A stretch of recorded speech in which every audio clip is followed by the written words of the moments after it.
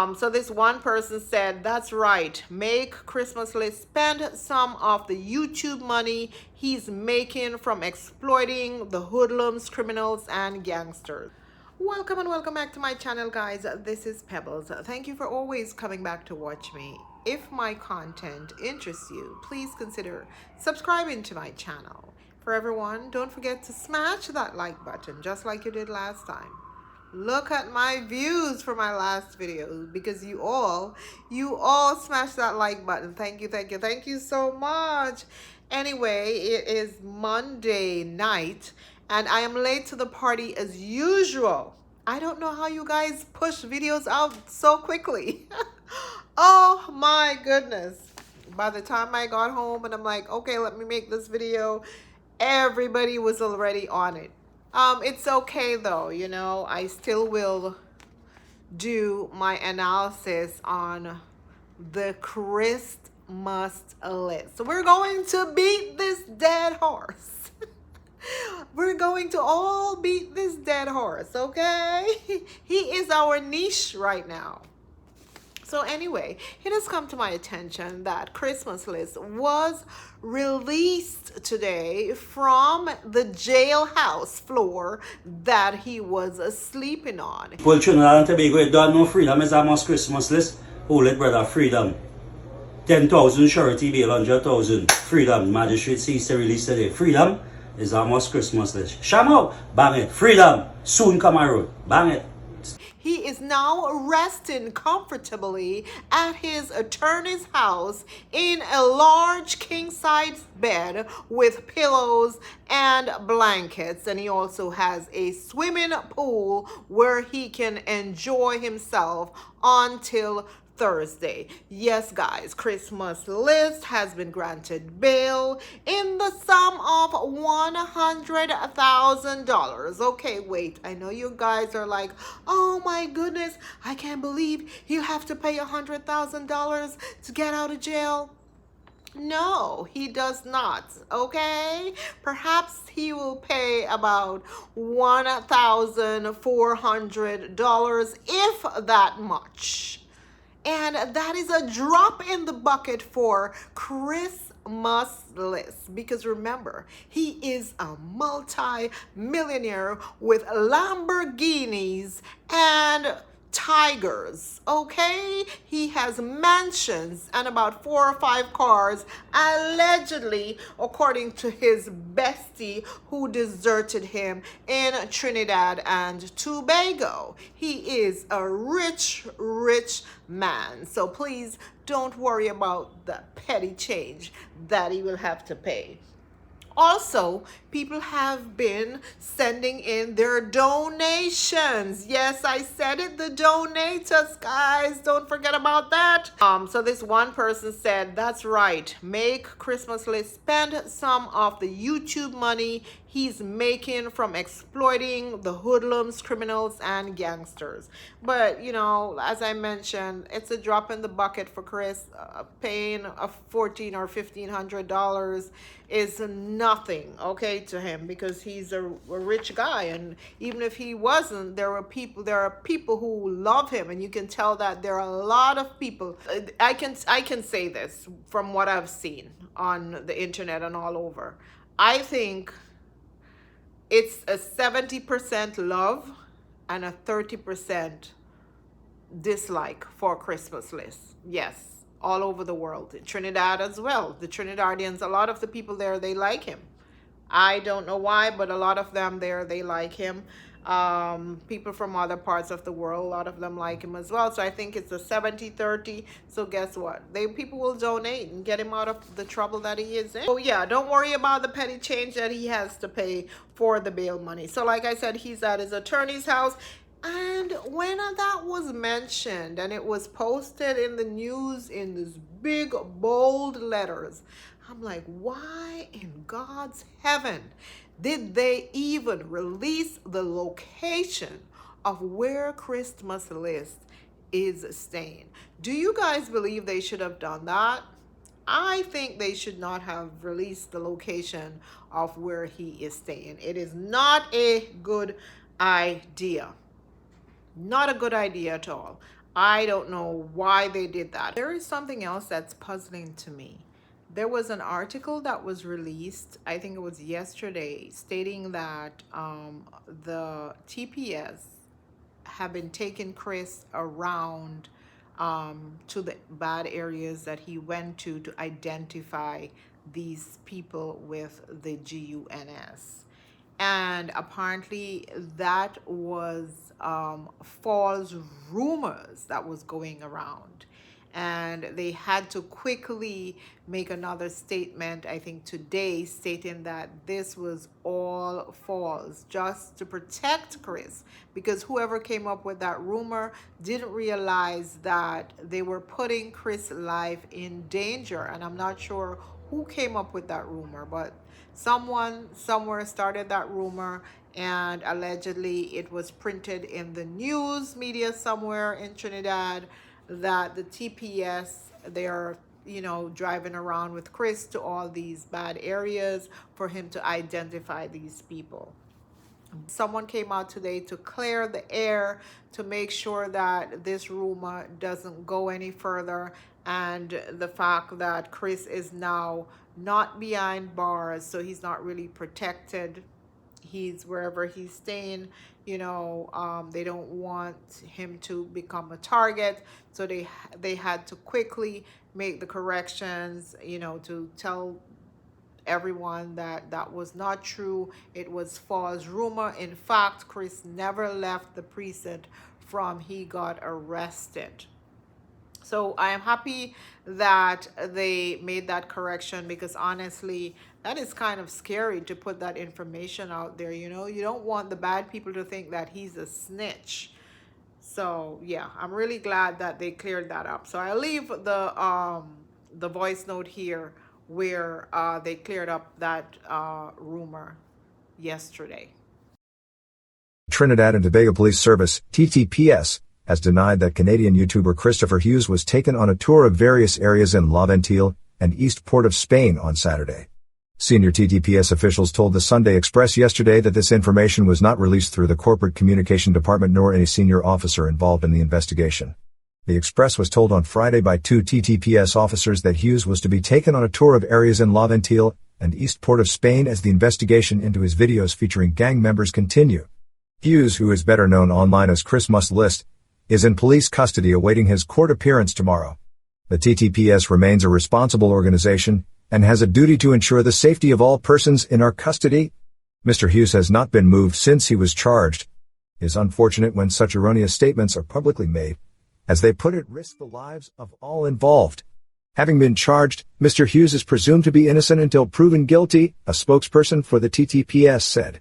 Also, his attorney released a statement, I think it was yesterday, and I'm not sure why the attorney had released that statement, but apparently the attorney was blaming the government, and the attorney was making it clear that Chris was being harassed or threatened by someone at the top, allegedly. And he was pointing, literally pointing fingers at a certain group of people. And I will leave the voice note here for you guys to listen to it. Good day. My name is C.J. Williams or Kristen J. Williams. I think I've now put together exactly why Christmas has been locked up. I figured out why it is I am his attorney. It's because of information. Remember, Chris said he had information on two corrupt politicians that wants to kill him. I can say, to date, the TTPS service has not investigated that allegation. Because once you start to expose guns, that's $1 billion sector. I see this name Global Affairs. His attorney is something else. Also, those voice notes that were released while he was in, you know, the holding cells Who do you think released them? The attorney. And of course, Chris exaggerated when he said that he was in a hole, he was sleeping on the floor. He purposely had him made that voice note to release it to the public so the public can feel sympathy and sorrow for Chrismustlist. That's what I think. Tell me what you guys think. And I'm going to leave the voice note here because in the first voice note, Chris said that he was on a mattress. The second voice note, he was on the floor in a hole. So I don't know if they move him, kick him off the mattress, and just throw him on the concrete, which I honestly doubt that was the truth.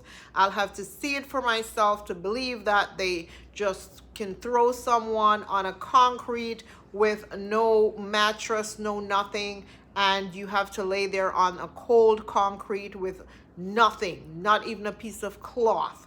So I think that was made up to gain sympathy from the public, okay? International and local. That's my thoughts, and I think that's just a tactic that his attorney is using just to get him out of all this mess that he is in. If I wasn't sleeping here on this mattress, sleeping on the concrete, there's no pillows, no blankets. I guess as bad as bad could be, but everything will be good. Congratulations, you played yourself. So this person left a comment about Chrismustlist, and I know we have read so many of this comment, but this comment stood out to me. It was really interesting, and I thought that I would share it with you guys. So the person said Chrismustlist did a remarkable feat of journalism, and the government doesn't want the rest of the world to see. He showed the world the fantasy land that Trinidad and Tobago, how the middle and upper class live in their bubbles, totally unaware of the reality of the crime situation in their country.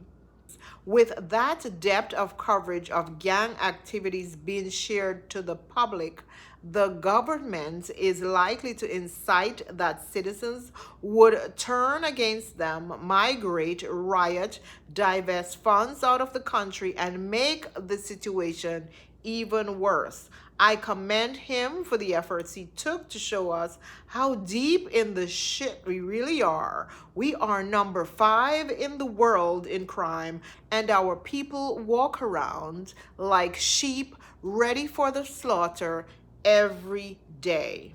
I hope he reposts everything when he leaves.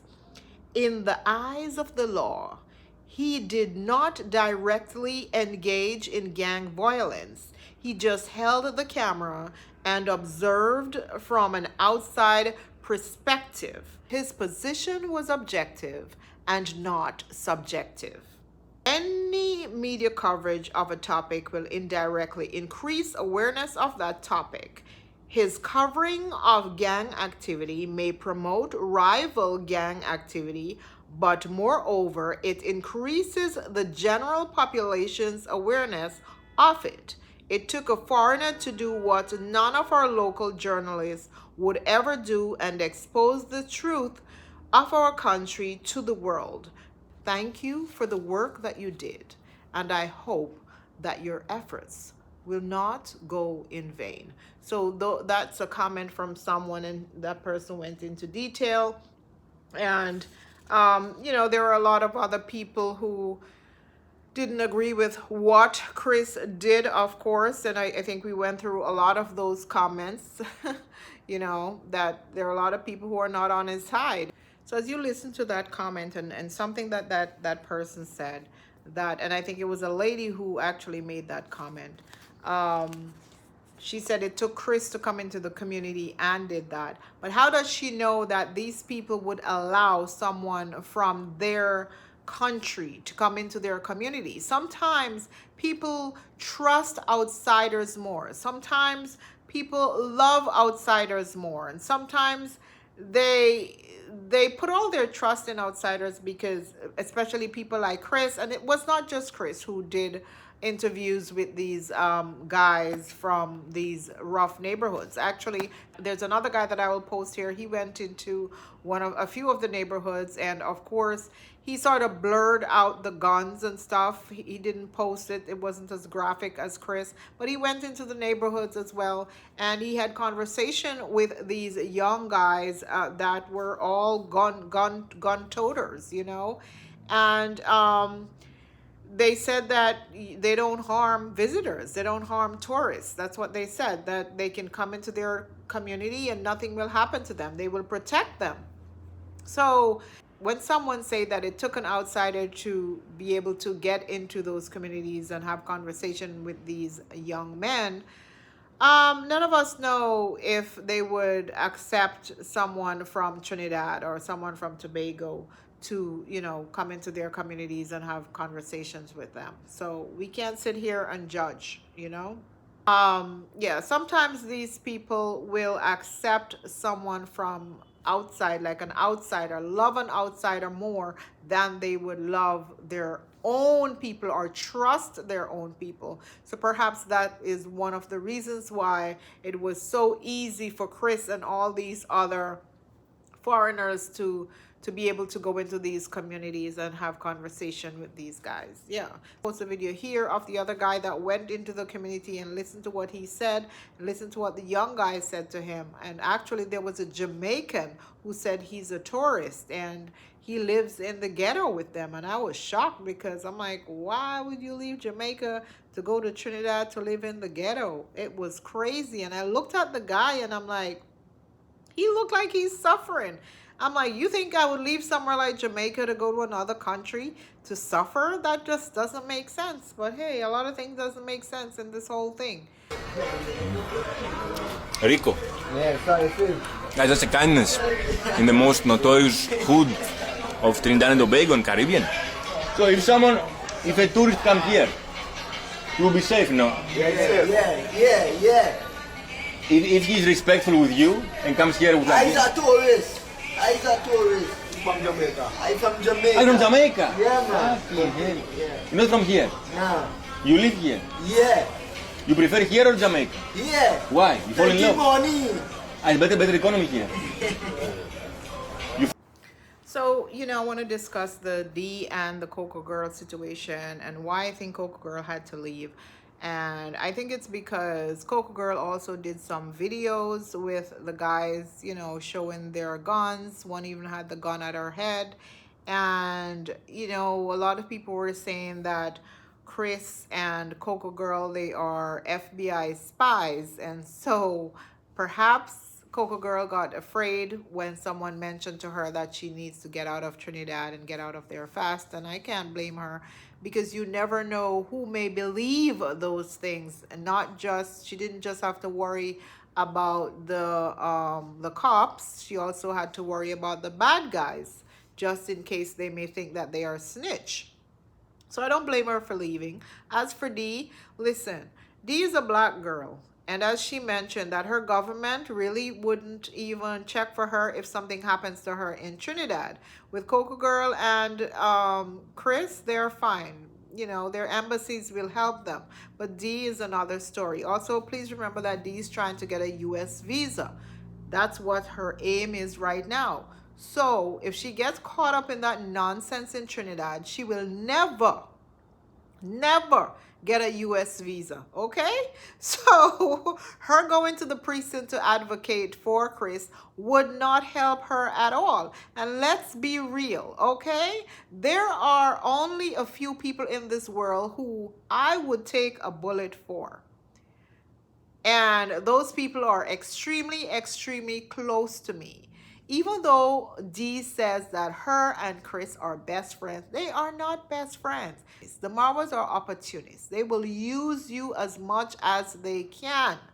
And when they are done with you, they dump you. Okay, when you are of no value to them. Remember that. Remember when Jamaican grandma died? It took a whole month for Marwa to even find out, and then when he found out, it took him a while to say something. He did a live on it. So don't even expect Marwa to come out and say anything about Chris. He's too busy in Africa, you know, collecting all the free gifts for him and Rocio while he travels. That's all he cares about, the free stuff that he can collect. He doesn't care about anyone else. They just use people. That's about it. And, you know, I say to myself, if I was in Dee's shoe, I would have done the same thing. There would be no use of her going to the precinct to advocate for Chris. Chris' wife can fly to, you know, fly over from Canada to Trinidad and Tobago to be with her husband. But did you see she fly over? Did any of his family member fly over? Well, I haven't heard, so I don't think so. So why should Dee take her little black girl self down to the precinct to get herself in trouble, get herself banned from even coming to the United States, get her other visas taken away and shipped back to Kenya? She doesn't want that. So I can't blame her for not going down there to advocate and leaving. I can't blame her for leaving the country either. She did the right thing. You never know what may happen. And I said that in my first video. I told her to get out of that country as quickly as she could. And I think this is one time that I can say she really listened to a lot of people and she hauled tail out of there. Coco Girl did the same thing and you can't blame her. None of them at this point can help Chris. Chris has a great lawyer, and I am assuming by next week, Chris will be out of Trinidad and Tobago, deported, and he will be fine. Okay? His channel is growing. That's what he wanted, so he'll be fine. There's no use of people getting themselves in trouble fighting for him.